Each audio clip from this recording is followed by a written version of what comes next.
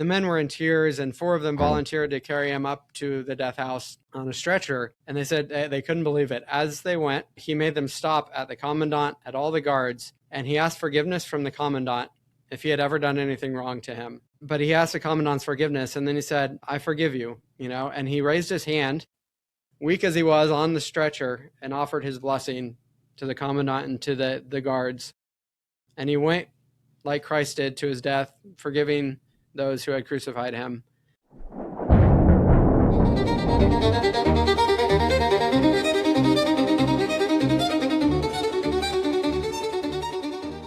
And welcome back to Regiment Across, a podcast for veterans, military, first responders, and our families. Today we examine the life of Father Emil Kapaun, an Army chaplain, prisoner of war, Medal of Honor recipient, and a priest who refused to abandon his men even in captivity. Today we'll discuss his witness, the progress of his cause for sainthood, and what his example teaches modern warriors about perseverance. Some leaders command, but real leaders stay. I would like to introduce Mr. Scott Carter from the Father Kapaun Guild. Scott, thank you for joining us today. I look forward to our interview, and if you don't mind introducing yourself. Absolutely. It's wonderful to be with you. So I'm a native of Wichita, Kansas. I live just outside of Wichita in the great little town of Colwich, Kansas, and I love to be here. I love sharing Father Kapaun's story. I grew up at Catholic schools and first learned about Father Kapaun as a senior in high school and was just struck by his story that we'll get into. Spent a few years studying engineering before I went to seminary, and was in seminary formation for 5 years, and decided that wasn't where God was calling me, and wound up serving for a few years Catholic Charities. And then this position opened up, and I've been doing it now for 10 years, just doing a little bit of everything, sharing the life of Father Kapaun and supporting his cause for sainthood and helping promote his legacy. Married to my beautiful wife, Sarah, and we have two wonderful girls. We're 4 and 2, and then we've got another one on the way this summer. So, Congratulations! It's always a good time. Since spring is in the air, a lot of my friends are having kids, and I'm like, dang. And then married and do betrothals and everything. So I'm like, wow, it's a good time. It's a good time. Mm-hmm. So, well, thanks again. So we'll just start off. So prior to, I guess, the military, the Kapaun family was he from Kansas originally, and that's where he joined the military?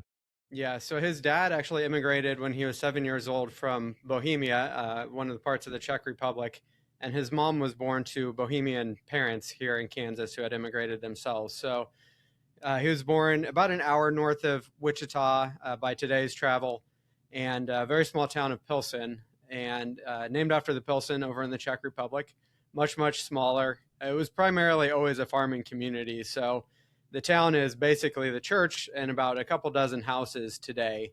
There used to be some different shops and a dance hall and things like that, but it's pretty small, but beautiful people, wonderful, strong families, very strong in the faith. And he grew up there very poor, and he was born in 1916. So a little bit ahead of the Depression and the Dust Bowl, if you're kind of familiar with the Great Plains history here. He lived through those, but even before that, his family rented the land that they farmed. They leased it.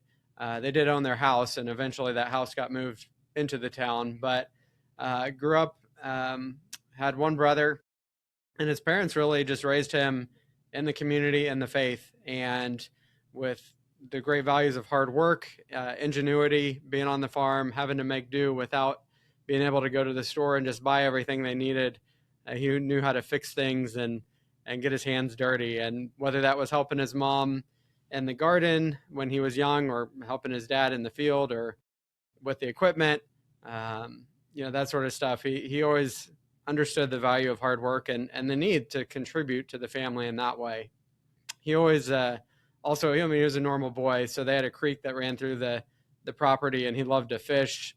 He would go hunting, definitely set traps, and writes in a journal about waking up when the weather was foggy in the winter and thinking, oh, this is wonderful trap weather, and going out and checking the traps and being super disappointed if there wasn't a muskrat there or something, something there that he could then sell the pelt for a little bit of spending money for himself or the family. But yeah, he rode his bike a lot of times the 3 miles to church, and before school would start, he would serve mass for his his pastor, Father Sklenar, and eventually just felt this beautiful calling of the Lord to something more with his life. And at first, he actually felt the call to missionary life. His teachers, who were religious sisters, had shared missionary magazines of the Columban fathers, who primarily served in China, but also other places in the Far East. And he just was touched. Was just his heart, something caught fire about these missionaries who would go to faraway lands, who would sacrifice so that other people could come to know about the love of Jesus and to absolve their sins and bring them our Lord in the Eucharist. And so he actually got permission to enter the Columban Missionary Society, and his pastor found out and said, well, his pastor was a missionary from the Czech Republic here, and said, hey, we need local priests. This is very important too. And so he kind of arranged to be able to support Father Emil a little bit during his time in seminary. And so that's how Father Emil ended up being ordained a priest for the Diocese of Wichita in 1940. And of course, at that time, World War II had already started in Europe, and we were not involved yet. But it wasn't long before the attack on Pearl Harbor happened, and we started sending soldiers. And a couple of things happened. One, the Army put out a request for chaplains, saying we need chaplains of all colors, but the need for priests was very apparent as well. And then he was writing letters to and from other men from the parish who were serving. And then at some point, I can't remember exactly when, but his brother Eugene was drafted as well and served with Patton in North Africa, and I think in Europe as well. But was writing and hearing about these stories of how there's just no priests around, and the men couldn't attend mass, and how difficult it was for them to receive the sacraments. And so he said, oh, I'm a young priest, I volunteer. And the bishop was like, yeah, that's great, but we really need you where you are. And he was kind of like, oh, okay, I can do that. And he stuck around, he was obedient and kept volunteering, and eventually was actually an auxiliary for an Army air base, which was not far from Pilsen, his hometown, up in Harrington, Kansas. And it was prepping men to prepping bomber crews to go overseas. And he served mass there, and he fell in love with it. Mm-hmm. And he finally, the time came where he kept petitioning, and he was actually named the administrator of his home parish, which half the people loved because he was just an amazing priest, very humble. And then half the people had trouble because they just remembered him as little Emil, who was 6 years old and had trouble approaching him for confession and that sort of thing. So he kind of felt like he was a block there, and expressed to the bishop, writes very beautifully in a letter that really, I think, gets to the heart of who he is and his service. He says, when I was ordained, I was determined to spend myself for God. And I was determined to do that cheerfully, no matter the circumstances, no matter how hard a life I'd be asked to lead. He said, that's why I'm volunteering for the Army rather than staying here where I feel like my conscience is, where I feel like I'm an obstacle to many of our people.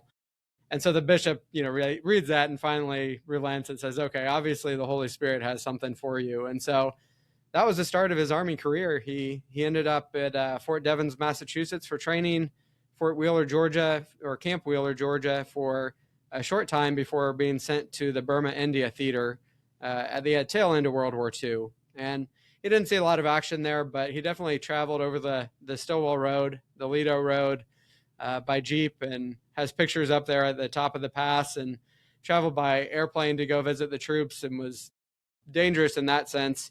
And again, just kind of loved it.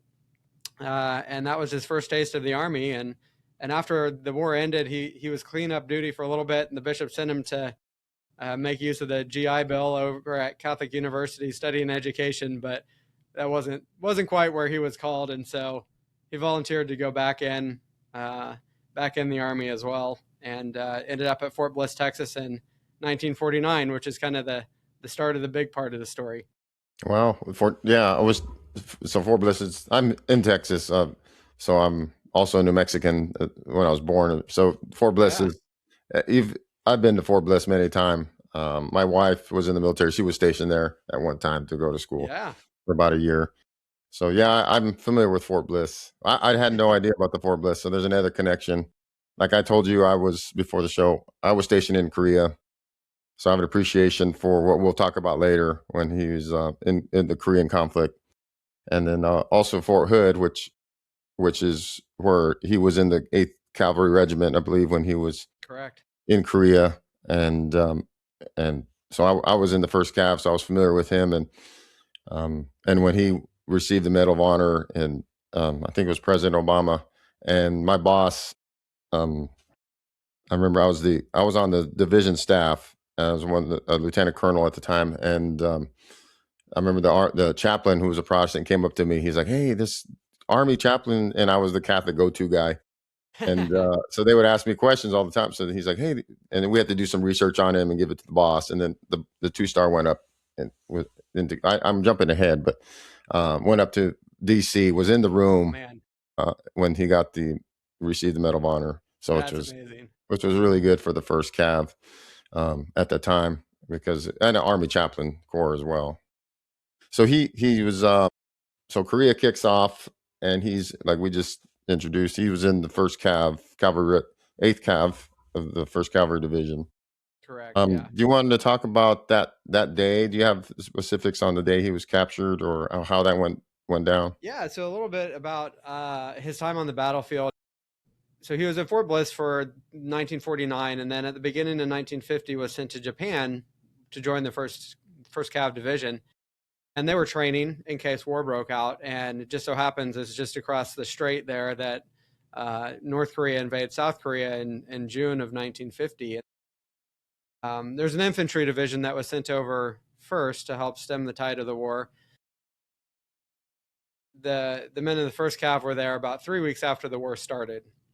And so they were sent to the front lines, and kind of halfway between Seoul and then the southeast corner there in Busan. Mm-hmm. And they met the enemy and kept getting pushed back and back and back. And they're having a real tough time. A lot of their non-commissioned officers had been taken and sent over to the infantry, who was sent over first. And so they had a lot of inexperience.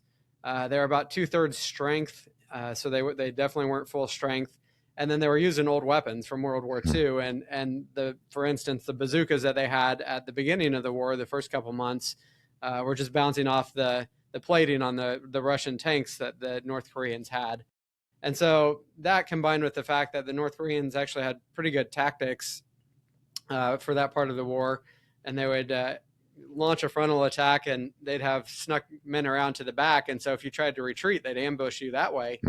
It was just really rough going. And Father writes, he said, yeah, 3 times we barely escaped with our lives. His Jeep got destroyed at one point. His assistant got shot. They had to set the Jeep on fire another time so it wouldn't be captured by the enemy.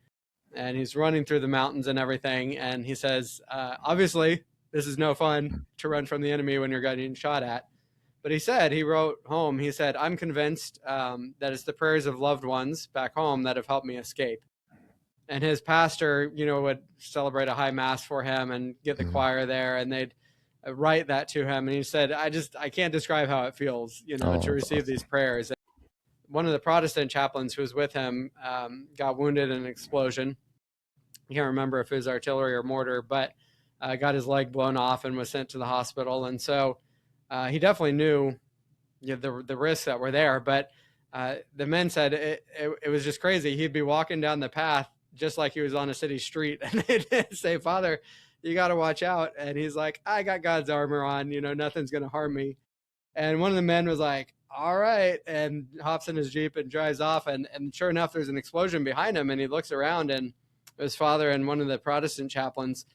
And all of a sudden he sees, he was very concerned, but he sees through the dust, these limbs flailing as they're running, and finally diving to the cover of the ditch. But he was bound and determined to be up on the front lines.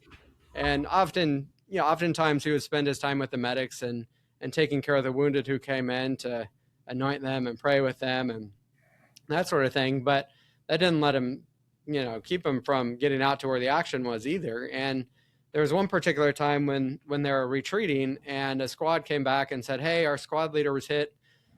he's still out there wounded, but he ordered us to come back and leave him there. And uh, all the litter bearers were busy elsewhere. And so father hears of this, says, "Hey, where is he?" And he and his assistant just grab a stretcher and go running off before anybody in command can do anything about it. Mm. And they find the man and carry him back under machine gun fire, under small arms fire. And one of the doctors, one of the medics, was so moved that he actually wrote a commendation for him for the Bronze Star. Oh, wow. And so on the battlefield, about a month later, father was recognized with the Bronze Star. And in the commendation, the doctor says, we had been, we were very fresh and green and had been taking a lot of losses, and our morale was pretty low. And he said, father was the quickest to kind of notice this. And after this action of his, the story spread, and it really increased the morale of the troops at saying, like, okay, if you stick it out here on the front lines, you do your duty, we're going to take care of you. We're not going to let anyone fall behind. Wow. And it was really his actions that helped the esprit de corps. And so it was stuff like that kind of got him a little bit of a name among the soldiers as being a man's chaplain. And there's another time in particular, we've got a great picture of the aftermath of this, but he was accompanying a man up a hill, and the guy was taking some ammo up to the front lines, and father was like, just picked up some ammo boxes, slung some bandoliers over his shoulders and said, "I'm coming with you." And it was his excuse to get out there and go see how the men were doing, to pray with them, to, bring them an extra canteen of water or some apples or whatever he could. Right. Right. And as The they're terrain. yeah. Go ahead. No, as they're scrambling up this mountain, they hear the crack of a bullet fly by, and they dive into the ditch. And Bob Wood is the man's name. He turns around and he sees father bend down and pick something up, and it was the bowl of his pipe. He had a pipe in his mouth, and it had been shot out of his mouth. Oh, wow. And only the bowl was remaining. And he kind of looks at father. He says, "You sure you want to keep going?" And father just says, "Move on, son. Move on." Wow. And there's a great picture of him holding up the bowl of the pipe afterwards, and he's grinning ear to ear. I've seen that picture. I was going to talk about that. It's an iconic picture where he has the pipe in his hand, and he actually has one. There's another one that he has his steel pot, have his helmet on, and he has the pipe in. So I remember exactly. Yeah, just to give. I was stationed in Korea, like I mentioned. So when people think of war, it's like this flat terrain and tanks on it. No. The terrain in Korea is brutally. It is the most mountainous terrain and the hardest terrain. It's so hot in the summer and it's freezing cold in the winter. Yeah. But it is like going through the Rocky Mountains, even worse. I forget what the altitude is up between North and South Korea, but it's unforgiving terrain. So to go up and down hills like that. It's not easy, and then to carry ammunition, and it's not heavy, it's not light. I mean, all these, what you're saying, the ammo cans are probably 100 pounds, 60 pounds each, going up a hill, under fire. So that's a test of his will and determination. It's phenomenal. And to get a silver star in combat. Bronze. Okay, even a bronze star with the for valor is in combat is that's phenomenal, because that's a rarity. You don't see that. Even very few in Vietnam would get it. Very few in Korea, or even the current on the battlefield. So that's a true testament to his character. Yeah. So there's another photo of him with one of the doctors, and they're helping carry a man in the middle off the battlefield, and they had been attacked at night for a couple weeks and not much sleep, not a lot of food or water at times. And so this man was just exhausted, but it's a beautiful testament of what he would do to accompany men. And I spoke earlier about his missionary call, and this is how he lived it out. And he wasn't going to faraway lands. He was in faraway lands. It was just serving our troops. And but he went out there to the front lines. He smelled like the sheep, and was a field hospital after battle. But one of the men you talk about in the mountains, I was over there just in the fall and was blown away by the same fact. And the line is he would climb many a mountain and hill just to make some lonely GI feel a little bit better about himself. Yeah, it's brutal terrain. That's my memories of Korea are cold and hot and mountainous. That too. Yeah. But yeah, and he's, at this time he's probably most famously known for the photo of him celebrating mass on the hood of his Jeep. Yes. And he would obviously, mass was the highest thing that he would do for the men, and he would celebrate wherever, and including sometimes if there was artillery fire on one side of the hill, he might be on the backside saying mass. And there was one time when they actually came under fire, direct fire, when he was celebrating mass. They were in sort of a courtyard of a house or something, and the men knew that the enemy was out there and were kind of worried. The captain who was in charge of the headquarters was like, I don't know if it's a good idea to have mass right now. And Father's like, well, I know it's hot, but that's exactly why we ought to have mass. And sure enough, when mass starts, he's the fire starts coming in and walking closer and closer. And the men are looking around nervous, but they look up at Father and just calm as could be. Voice is strong, just keeps going. And so they decide to stick it out. And at one point, Captain O'Connor says that he was expecting the artillery fire to land directly on them. For whatever reason, it lands about 3 football fields away and then stops. And he said, I can't explain what happened. I'm sure that was meant for us. I don't know if it was deflected in midair or what, but he said, I knew that Father was more concerned with, the spiritual goods than any dangers that could come his way. And Right. yeah, that's just the man he was. And you spoke about it. They pushed into North Korea. They were kind of at the tip of the spear when the Chinese decided to enter the war, and they were ambushed. And he was with the 3rd Battalion of the 8th Regiment.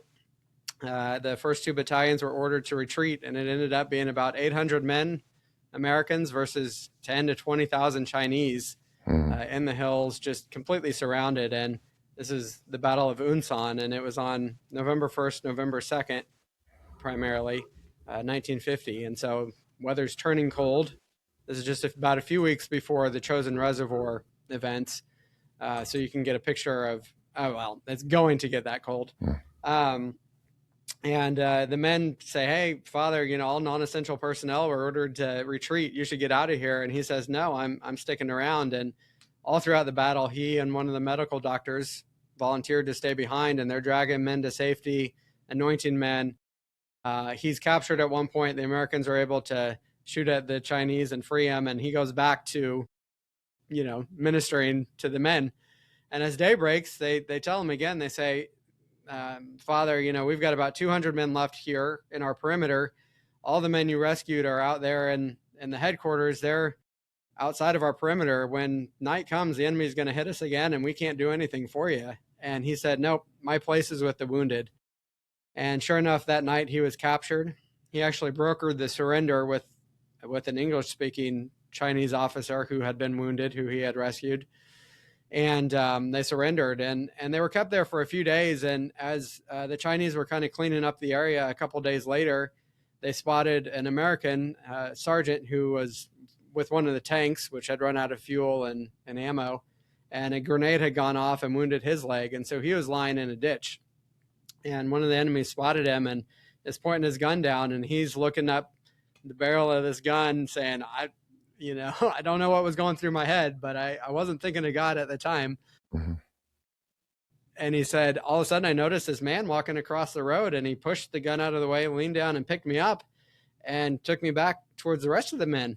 And he said, I kept expecting to hear 2 gunshots, one for me and one for him, and it never came. And he said, I think the guard was so dumbfounded that this man, their chaplain, Father Kapaun, had come over and was bold enough, unarmed, to just push the gun out of the way, that he didn't do anything. And he said that was the start of a relationship. He carried me as we were marching north to the prison camp, and it was about 60 miles through those mountains. There was snow on the ground. A lot of the men were wounded, and he said, I wouldn't have made it if he hadn't carried me. And at times, obviously, he was helping others, but he always encouraged the men to pick one another up and carry them. And he said, we're not leaving anyone behind, because if someone's left behind, they would just hear a gunshot at the back. And he said, we're not going to do that. And the officers were trying to order the men to do things. The men were like, we're not, we're all in the same boat now. But when they saw Father picking up soldiers himself, they begrudgingly decided, okay, we can do this. We're going to take care of one another.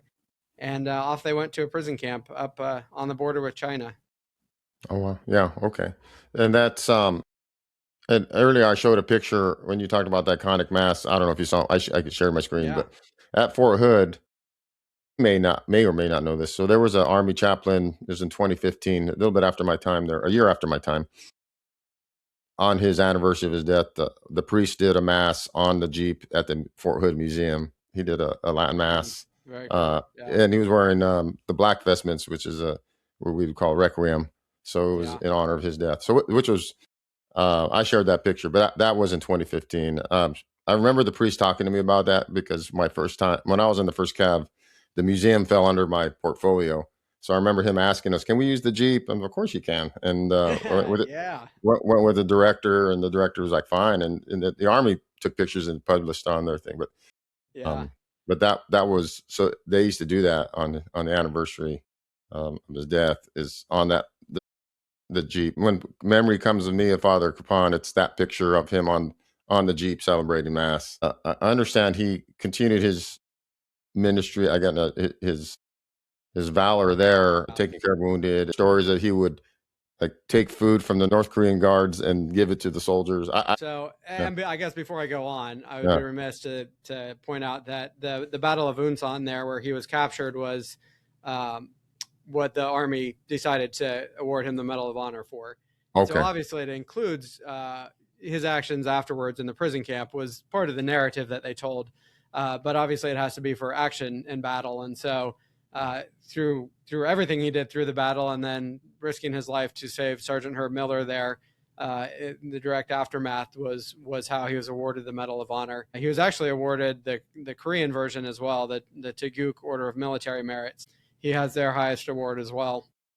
But yeah, in the prison camp, obviously things kind of shifted, and how he was able to minister to the men had to change. But the need was still there, and it was actually greater than ever. So that to begin with, that winter was the coldest winter that Korea had on record, and it got down to negative 20, negative 30 degrees below zero at times. So men could easily freeze to death. Most of them still had their summer uniforms because the people in charge thought the war was going to be over pretty soon, and kind of hmm ignored some of the warning signs about the Chinese intervention.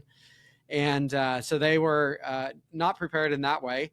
And then the men weren't used to the Chinese diet, for one, and the Chinese also, and so the Chinese and North Koreans both administered the camp at different times, but neither of them were all that careful to observe the Geneva Convention rules. And so the men would have some millet in the morning or cracked corn, maybe a bit of rice, although that was kind of rare. Maybe on two occasions they saw some sort of meat that was usually on the verge of rotting. So it was a starvation diet, and men were dying left and right, and obviously lots of illnesses as well. So dysentery was going around, and hard to control bowels, losing a lot of hmm nutrients that way, along with all sorts of other diseases and pneumonia with the weather. So in the worst of it, in February, they said about 2 dozen men were dying a day, and the ground was so cold, so frozen that they couldn't even bury them. They had to stack them up outside the huts, and they just had rows of bodies stacked. And you can just imagine the trauma that would cause when you wake up and your buddy's dead, and then you walk outside and you see all these men who have passed away. And uh, that first winter is when most of the men died. The last couple of years of the camp, things changed a little bit. The conditions were a little better, but that first winter in particular was probably the worst death rate of any war that we've had, other than probably the Civil War for prison camps, and really even worldwide, other than like the Japanese camps for the Chinese in World War II. Were pretty atrocious, but other than that, I mean, it's very bad. And so the men talked. They said, if you lost the will to survive, you'd just be gone. And hmm Mike Dow, one of the men who was there in the camp, said, "Yeah, I just heard a guy say to me, I think I'm done with this." And in the morning, he just didn't wake up. And Father realized, okay, we got to do something to make sure men come home. And uh, so he did everything. And there were kind of three things. The Chinese and North Koreans, they would attack faith in God. So obviously they were communists, didn't believe in God. They would attack faith in country. You're stuck here. America's not going to be able to free you. You're way up here. If you do anything, we'll bury you so deep that you won't even smell. You might as well just join us because communism is way better than the warmongers who sent you here of capitalism. And then, faith in each other, and saying, trying to create division among the men. And so Father tried to combat all those things, and he did it not just with his words, but with his actions as well. And so you mentioned conjuring up food for the men. He would sometimes sneak out. At times they were near a field, and he would sneak out into the field to get some extra food for the men. He would create diversions, and some of the men would get into a little argument and something, and then the guards would be distracted, and he would sneak into the store hut and go steal food and bring it back and share it, with all the men. This wouldn't be just for himself. He would sometimes sneak things in his pocket when he was going one place to another. And the men were always trying to do this sort of thing, but they were amazed. They said, "Father, how is it that you, a priest, are always getting away with the most food here?" And he said, "Well, whenever I go on one of these little missions, I ask Saint Dismas, the good thief, to help me out." Yeah. And he seems to come through. Awesome. But more than that, he often would share his own food as well. And and some of the men raised questions about this. They're like, "Well, isn't this stealing?" And he would kind of say, like, "Look, I mean, the Lord's going to forgive us. We are not getting enough food to survive, and it's out there. It's unjust." And the Catechism, teaches that aspect as well in those sort of circumstances. Yeah. But he would share his food as well. And one of the doctors said, even when he was sick later on, he said, "Now, Father, you got to eat your food so you can get better." And the doctor went to work on another patient, and he turned around after a bit, and the bowl was gone. And he just knew that Father had given it to the guy next to him. And so, anything he could do for the body. One of my favorite stories is that he would wake up early, and he would build a little fire, and with firewood that he had gotten. They didn't really have great bowls at that point, and so he had found this sheet metal. The camp was a town that had been bombed, and so there were some houses that were kind of destroyed, and he found some sheet metal, and he banged it into the shape of a pan with a rock, and then he would melt snow in it. And at times he actually went and got some like sorghum or something and roasted it and put it in a tube sock and tossed it in the water. And he woke the men up saying, "Hey, man, time for coffee." And the men were all like, and they'd take a drink of this warm, whatever it was, concoction. And they said it tasted terrible, but it was clean water, which was good for our bodies. We needed because we didn't have much clean water. And it also gave us just a little bit of joy to decide to get up and face another day. And it was those sorts of things that he did with cheer in the prison camp that kept them in going and made it, help them get home. And he wanted to assure them, he said, "Guys, you got to believe that you're going to make it home, that when you get there, your families are going to be waiting for you." And he said, let's think of the best, when Thanksgiving came around, what's the best meal that your mom made for you? And they'd come up with these great feasts, and "Oh, no, you got to try the kolaches from Pilsen. My mom is the best cook," all this sort of stuff. And so just reminding the men of home. And one time he was kind of staring off down the road, and a guy asked him, "What are you thinking about, Father?" "Just the day the American tanks are going to come rolling down that road, and I'm going to kick Comrade Soon, the commandant of the camp, over the fence." Just little things to say, like, "Hey, don't give up. You're going to make it out of here." And he did that body, he did that spirit, he did that mentally with the men in so many ways. So, it's just incredible. The men say that we wouldn't have made it out if it wasn't for him.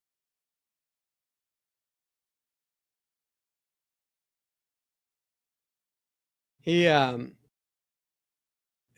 other thing too was the big thing. Obviously, was the attacks on religion, and the communists didn't believe in God, and they'd make the men sit through indoctrination sessions where they'd preach about the evils of capitalism. They preach about why God doesn't exist, all this sort of stuff. And right. And Father would listen calmly, and then at the end of the session would just stand up and in a calm, strong voice, just in a few sentences, refute everything that they had just said. And the commandant or the whoever was teaching that day would be yelling and screaming, hopping up and down. And all the men realized, okay, we don't have to listen to this. It's garbage.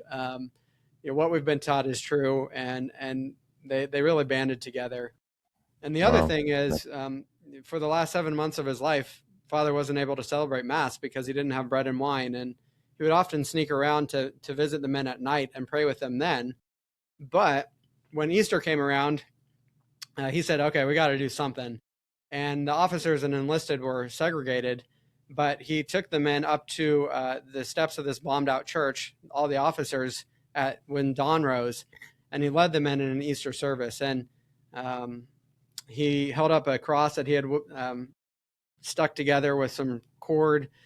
He had his picks there and his stole, and he led the men with a missal that one of the men had from, a Catholic missal, a layperson's missal that one of the men had. He led them in the Stations of the Cross, and then he prayed the prayers for Easter. And the Catholics all prayed the glorious mysteries of the Rosary, and then they sang.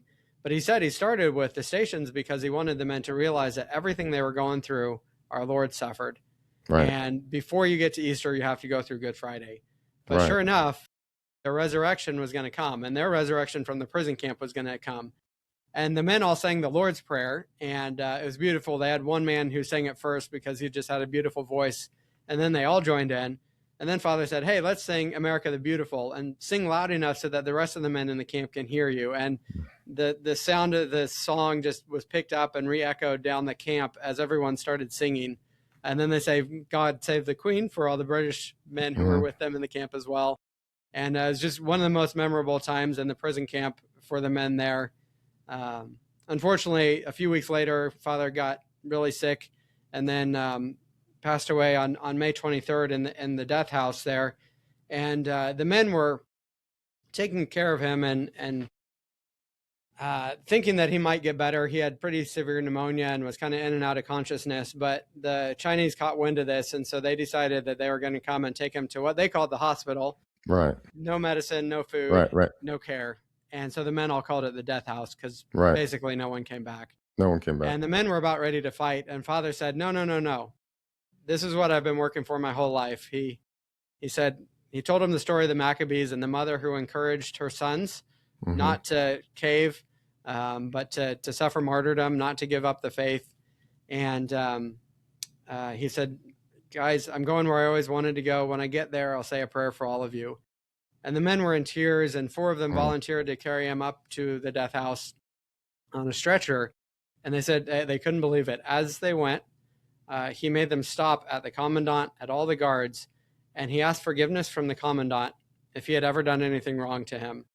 Because I think there were times he got angry at the situation, angry at seeing his men treated so poorly, angry at seeing so many die. But he asked the commandant's forgiveness, and then he said, I forgive you, and he raised his hand, weak as he was, on the stretcher, and offered his blessing to the commandant and to the guards. And he went like Christ did to his death, forgiving those who had crucified him. And sure enough, he died in the prison camp alone, or in the death house alone. But his memory lived on, and the men, 2 years later, when they were freed, they carried this beautiful 4-foot crucifix that a Jewish prisoner who never met the man carved there in the prison camp, just based on stories of Father Emil.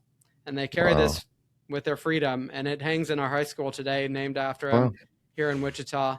And they started telling the world the stories, and that's why we're here with the Cause for Sainthood. So yeah, that's phenomenal. A beautiful thing. I mean, yeah. His I legacy recall. is very much alive. Yeah, that's wonderful. I recall when the priest was telling me that story before Mass in Afghanistan, the Army chaplain, that he was saying that, like you said, that the guys were just begging them not to take him away, crying, and that's pretty emotional. I can see that. Your chaplain getting taken away and knowing that he's not going to come back to the starvation tent or what have you. So yeah, wow, that's like super powerful. And so they never found his remains after that 2 years, right? Because I was going to lead into the Yeah. The So, 2021. So before I how, go on, yeah. if you don't mind, the forgiveness thing is very powerful. I had a obviously with kind of your audience here, I had a man from Florida who was in the Vietnam War and uh, was very successful in a lot of ways with education, and was at a university there and consulted for a lot of things for the state and stuff. But he reached out and he said, I always held something deep within me, and I just could not forgive the communist enemy for what they had done. And I imagine what they had done for his men, everything he Mhm. saw, probably stuff that he had to do too that he didn't want to do. And he said, I just carried that burden with me. And it wasn't until I really learned about Father Emil's story that something broke. He Mhm. said, hearing about his forgiveness as he was being taken away, just that wound, I was able to bring that to our Lord and bring that to Father Emil, and I just experienced such forgiveness. I imagine for himself as well, but the Right. ability to forgive and just a beautiful thing. And I do think that again with everything that Father saw and suffered, both on the battlefield and the prison camp, it's a great desire of his, I think, to Mhm. bring healing and bring peace. And it's interesting that obviously peace is a fruit of the Holy Spirit. Um, so that the Spirit's presence in us, but I think in a powerful way, it's something that He desires to bring to the foxholes that we face on a daily basis. And um, we see that the men on the battlefield said bullets could be flying over, and he jumped into our foxhole and said, "Hey, can we say a quick prayer?" And they just Mhm. things calmed down, and there was a sense of peace. Um, but that happens today too. And we actually had a story of a chaplain in Mosul, Iraq, and he started off his correspondence by saying, "Okay, full disclosure, I'm an ordained elder in the Mormon Church, Mhm. but I was over there and I was struggling to fulfill my duties and just feeling anxiety and not sure how to be able to help people." And I was praying to God, obviously. And one night, this guy appeared to me, and he was wearing all white suit, trousers, shoes, all white. And he said, "Trust in God, follow your army training, and you'll be fine." And he said, I woke up and just had this sense of peace that stayed with me the entire time of my deployment and was able to fulfill my duties. He said it wasn't until about a dozen years later that he was doing some research on the Battle of Unsan, which is where Father was awarded the Mhm. Medal of Honor, and he came across his picture and realized who it was that had appeared to him Oh wow, that's phenomenal. 12 years later. Yeah. Yeah. Yeah. um, so, it's obviously we don't get a lot of stories like that, but it's a real thing. And Mhm. Father had a great line before he was sent to Korea. When he was in Japan, he gave a series of radio talks on the Beatitudes on Armed Forces Radio Network, the Mhm. Chaplain's Hour, and talking about blessed are the peacemakers. He said, the world regards peace as freedom from suffering, freedom from worry, freedom from care, not having these external things afflict me. Mhm. He says the peace of God is different. He said it's a gift that exists even in suffering, even in want, and even in time of war. And I think it's a gift that he wants to give. And I think his message too, I mean, is that we're meaningful. In the prison camp, even though his meaning, his identity wasn't wrapped up in the Eucharist anymore, like he found a way to continue his service as a priest. And I think for all of us, even if we're going through tough times, my boss, Father Hotze, who conducted all the interviews and did all the research Mhm. into his father's life for his cause for sainthood, Mhm. says like we can still serve, and that's his message, that we still are important, and we might have to be creative. I mean, COVID teaches us that, right? That Right. we Right. couldn't serve in the ways that we're used to, and maybe we ought to just be bold and do that anyway Yeah. the Yeah. next time it comes Sure. around. But Sure. yeah, it's a meaningful thing. Right. But Yeah. Yeah. And didn't mean to interrupt, but so I remember I was on the first CAV staff when, and I mentioned that earlier. I was on the division staff when he was awarded the Medal of Honor, which was a big honor for the First Cavalry Division. But also, we're going to talk about maybe. So he was he was killed in action or died, and then did they did they did they hide the North Koreans or Chinese hide his body, and how did that whole yeah, remains? They found his remains in 21 and yeah, it's repatriated him. crazy, right? Yeah. Miraculous. Hmm. most of the men who died in the camp were buried in a mass grave by the river. And what would usually happen is guards would pick American soldiers to go on grave duty, and you'd have to go and bury the remains using your hands. And Father often would volunteer to go himself so he could pray over the remains, and he would often bring some of the clothing back to share with the other men. The day that he died, the guards came in and said, "Okay, you and you're going to bury this guy." And most of the men never knew this. This was a story that came out only in the early 2000s. The guy who told us, Hansen was his name, was sworn to secrecy for some reason by the Army. It was the only one that we knew of. But he said, I was picked to bury him. And when we took his body outside of the death house, we looked around and realized that there were no guards with us. And so instead of going to the mass grave, we decided to go in town behind a hut, and we found kind of a little lean-to, and we buried him in there. And they could only get down about 18 inches because the ground was still cold, even May 23rd. Mm-hmm. And they ended up putting rocks over the rest of his remains. Well, because of this, when 2 years later, when the war ended, none of the men knew what happened. But we know now that when the Chinese and North Koreans were repurposing the town, they would have come across this remain. They never went to the remains that were in the mass graves because they didn't want to mess with it. It was too messy for them. But in town, they were able to get him. And so there is maybe 80 or 90 remains from the prison camp that were sent to U.S. custody, but that's out of probably 1,600 or so that died. I can't remember the exact numbers. Okay. So a very small portion. And so after the prisoner exchange, the next year in 1954, there was an exchange of remains, and we sent remains back of North Koreans and Chinese who died in South Korean territory. Mm-hmm. They did the same.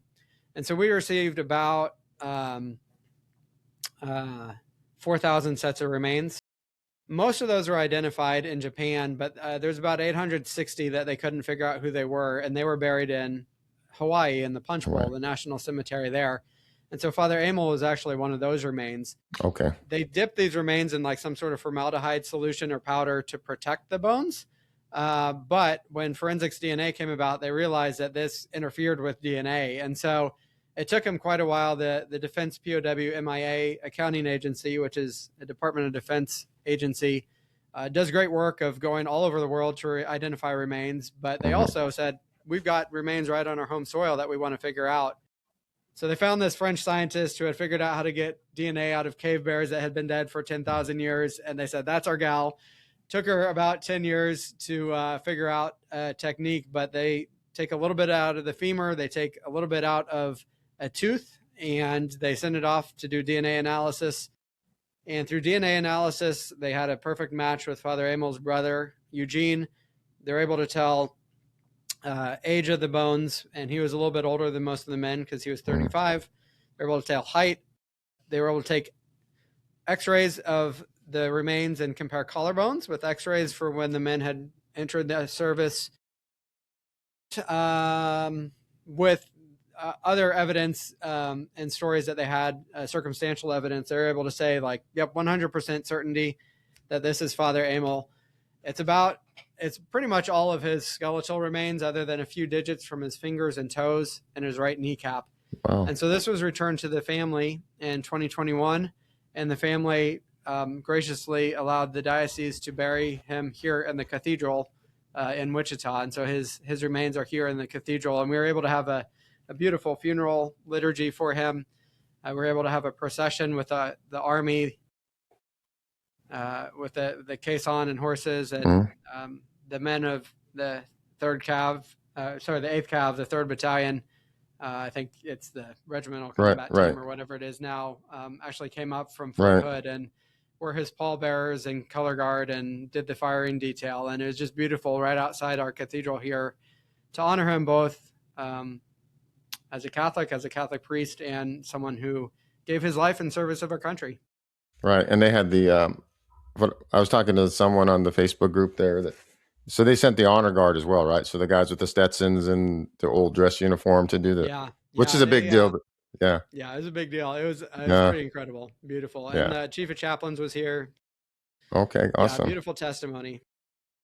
Awesome. Wow, that's super powerful. Now, every year, if I'm not mistaken, they do a road march.